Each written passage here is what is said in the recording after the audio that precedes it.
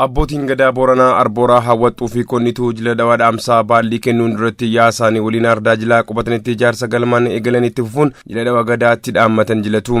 Jilli Galma Dhawaa Dhaamsaa waggoota 8 fi maanaa guddaa uummataa baallii fudhachuun gadaa itti dhaammatanii fi aadaa goroo dhalootatti dabarsan ta'uu isaatiin jila milkii fi gammachuu akka ta'e abbaan Gadaa Booranaa Guyyoo Goobbaa fi abbaan Gadaa hawwattuu Rooba Jaarsoo dubbatu. Yoom waaqedhee nagaan galma kan keessa baan baallii kennuufi achi deemna. Kan kennuuf ammoo gam tokkoon adaraan biyya taagas geetta ganna ganga'u karaaboma qabani dooroma qabani gadooma dabraniini asiin gaani bayo guddocha bayoon sun har'a deemtee gabaabinatti ganna ganga'utti namaaf saafiin qabanii qixxee har'aatti baafachuuni milkiif haa gurguddoo jenna guddoo nu dhagaamti guddootti gammannallee gabaji gurguddaa booroo nu tolchine nagaan karaabomne gadoomne yuubumuu hojjina agahani makka akkum nillee tolchi kan ilmeen kennellee tolchitu jedhani akkum Booranaatti jootlaanadha ammoo warri nu dur jirullee warra baallii nurra fuudhuu fi jirullee akka warrilleen gooroo tan jabeessu akka warrilleen jabaatu dhaaman. Guyyoota jalqabaa sadan galmi ijaaramee afaan goodamee erga xumuramee abbootiin Gadaa fi yaasaanii Jila Dhawa Sareetii fi Dhawa Balloo jila guyyoota lamaaf walitti aansee abbootiin Gadaa ollaa yaarra naanna'uun jilatamudha. Yaa bokkoo hangafa qajeelcha abbaa jilaan jilaa baa jedhuun lallabamee jilti Dhawa Sareetii fi Dhawa Balloo eegalama.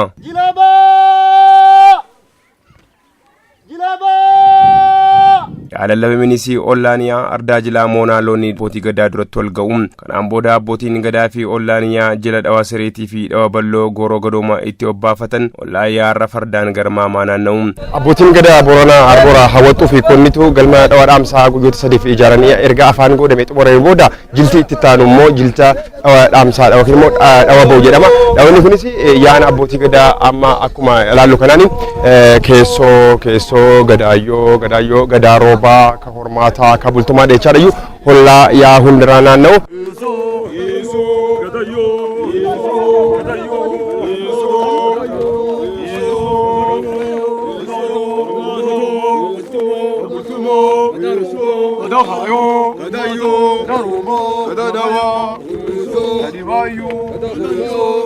Haala kanaan ollaa yaarra yeroo 3 erga marsaniin booda muka Jila Sareetii buqqifatanii mataatti suuqqatanii dhaddacha jilaa fayyoomsan naanna'uun ochuma buufatanii kormaa fi korbeessa obbaatii jilaa ariirratanii muratu.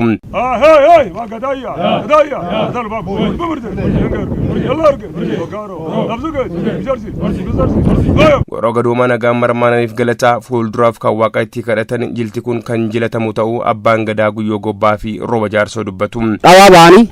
Dhawaan tun dhawaa duraati dhawa sareetii jedhamti. Dhawaan sareetii tun gisee 3 ollaan maranii gisee 3 mukaan maran. Amma chumbuufannee irra baanee sareetii sunillee buqqifatanii cuf milkoomne waaqa ta duranaallee nu milkoomsi ta eeganaallee nu guutedhan. Dhawaan balloon tun kormallee qallee korbeessallee qalla kormaa korbeessallee qallee jila mobbaafachuu fi gadooma kennuu fi amma kanumatti afaan murdiidhamii dhibaayyuu guyyaa 3 kana malee amma jilti dhibiin hin namne warra nurra fuudhullee nagaan akka warri fuudhamanna. Kana malees eebba kaayoo roobaa fi jireenya uummataa itti eebbisanii fi sadarkaalee sirna Gadaa itti fufsiisan ta'us abbootiin Gadaa Booranaa kan dubbatanii. Eebba kaayoo ta milkii ta rooba ta sugaa ta jiruu jireenya diqqaa guddaa hin eebbisan yoo dhawaa baan sunu keessoodhaan kan Gadaa hin faarsan raabiin jira kuusii asum keessa jira gammeen asum keessa jirti jaarsi asum keessa jirti dubartiin asum keessa jirti waan cufnuu milkeessite milkii tanaan nu beeki ta duranaallee nutti nu qaajeelchi waan cufqa ta uffala ta quufa ta kaayoo ta sugan utolchi jedhanii akkasiin eebbifatanii. Dhawaan bal'aan tun eebbuma wanni cuftinuu wanni dhibaayyuu dhawaaf dhibaayyuu inni eebbuma wanni eebban immoo waaqum yaammatta yeroo keessoo Gadayyoo ni armud maranii gadaa quufaa gadaa kaayoo ta gabbinna ta suga jedhan inni cuftee eebbummaa waan biraatiniti yeroo fullee muhur maranii kaayamsa inni maranii kaayamsii ammachuma qaati eebbifanneen nagaan dhawaa keessa baane. Abbootiin Gadaa Booranaa Arboora hawwattuu fi konnitus jilti Galma Dhawaa Dhaamsaa baallii kennuun duratti jilachaa jiranii guyyoota itti aananitti jila dhibaayyuu bahuun ni jilatama. Gabaasa dhaabbata raadiyoo fi televezyiinii Oromiyaatiif qindaa'e Taarraqiin Koorsaa Ardaa Jilaa Areeroo.